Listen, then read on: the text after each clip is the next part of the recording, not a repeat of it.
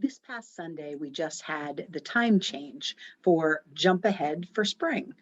I always love the fall back for fall because then you get that extra hour of sleep. And since I'm not a super early morning person, that is my preferred way to go if we're talking about sleep. But in the springtime, we're looking forward to spring. We're springing ahead. So there's a joy and a happiness that comes with that.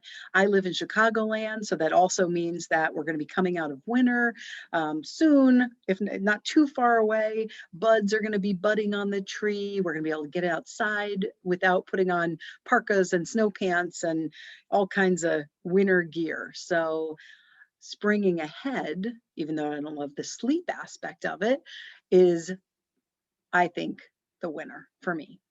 I actually would prefer them not to do it, but I'm not an expert on that subject, and I'm sure there's a million different opinions. So no matter what your opinion is, we still have it in Chicagoland, so we've got to roll with it. I posted something on the branch yesterday, and it was a little meme that said it was National Napping Day, which is after the daylight savings day.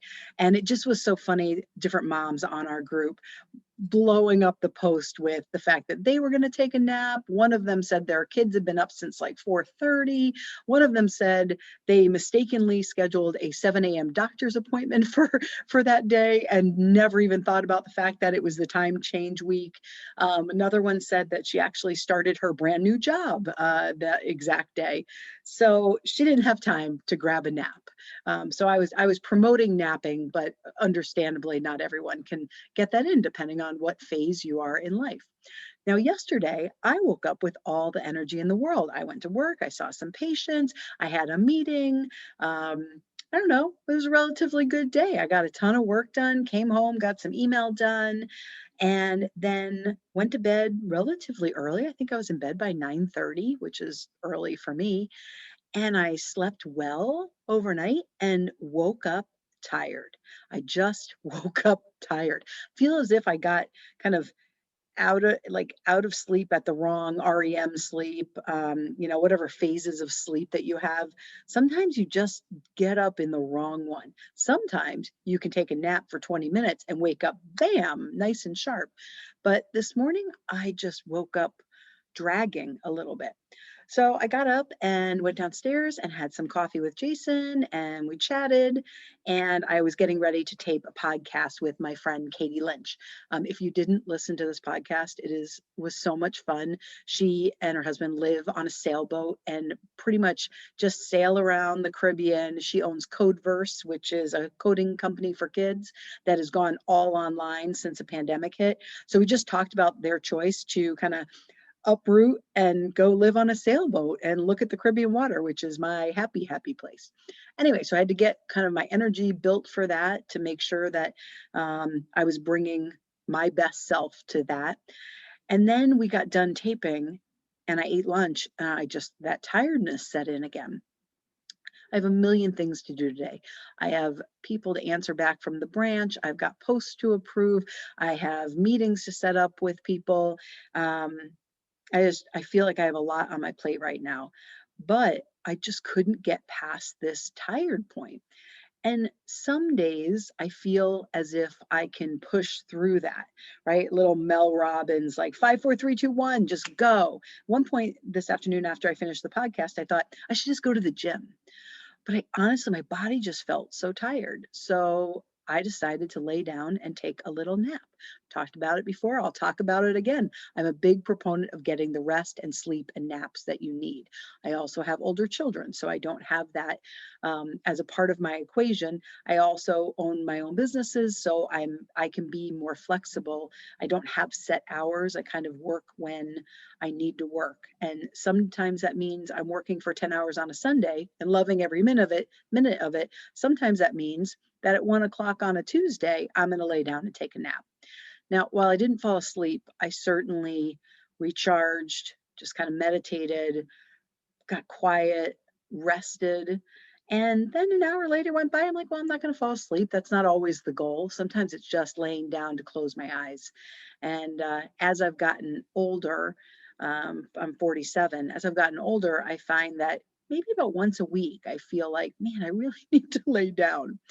So I wanted to talk about times where you want to listen to your body and really take that rest that you need. And then some other times, sometimes you're just like in a little funk, right? Sometimes it's like today is cloudy out, it's chilly out. We've had some really nice weather in the Naperville area in Chicagoland. We've had some sun and some 60-degree weather, and coming out of a very cold, very snowy winter that still has a pandemic running through it. Um, it just, when we have those nice days, it means so much to us. And so we were loving that, and that gives everyone in the area energy. People have extra, a little spring in their step and a smile on their face. But then when you have a couple days that go kind of backtrack, we had snow and hail and ice yesterday. I left my practice and it was just a nightmare yesterday. So there are some days that you just feel kind of down or kind of gloomy, and that makes you tired. And those aren't the days that I'm talking about for laying down and taking a nap. Sometimes for those, sometimes for those, you push through it. And I think one of the things in life, a successful life, is trying to figure out which ones do I fight and push through, and which ones do I lean into? Which moments of tired or moments of sad or moments of gloomy do I kind of accept that I need to work through it in some way, and which do I realize I just need a little breather from the world? And I think it's a delicate balance. Sometimes what I try to do is try to push past it, because I have had very successful pushing past places where I'm like, I'm going to go for a walk, or I'm going to go to the gym, or I'm going to go run an errand, or I'm going to prep for dinner. And I get a half an hour in and I feel great. And so for those days, it was worth it to push through. In other days, I try to do that and I get 5 minutes into something and I know it's just not going to work. And so I'm like, all right, I gave it the old college try.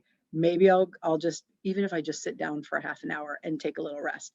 Today, my little nap did help, but I'm also grabbing an extra cup of coffee.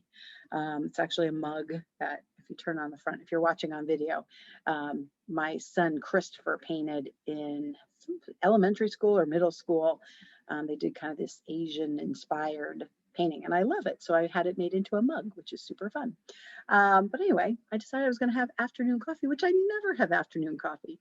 Now, tonight at like 10 o'clock at night, when I'm laying wide awake, I'm sure I will regret this choice. But for right now, it's helping out a little bit. So every day isn't going to look the same. Every day is not going to exactly bring the same energy. Every day, you're not going to be as productive. But if you can look at your life and balance it out and feel like, 4 days this week, I knocked it out of the park. I got the shit done I needed to get done.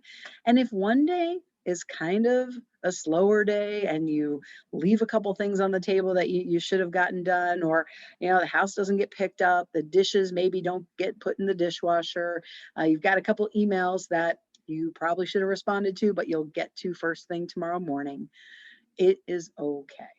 I guess this podcast is similar to the permission to have a down day, right? Every once in a while, it's okay to have a loss of energy, right? If you're feeling a loss of energy on a regular basis, then you need to make sure you're okay. But if every once in a while the weather's out, or you've got something going on in your personal life that's heavy, it's okay to just call it a day that you're not gonna get everything done. And sometimes we just need to give ourselves some permission to slow down, take a break, and have that one extra cup of coffee. I hope you all have a great day. Thanks for tuning in. You can find me at simplysocket.com or Cathy at simplysocket.com. Have a great one, and I will be back with you soon.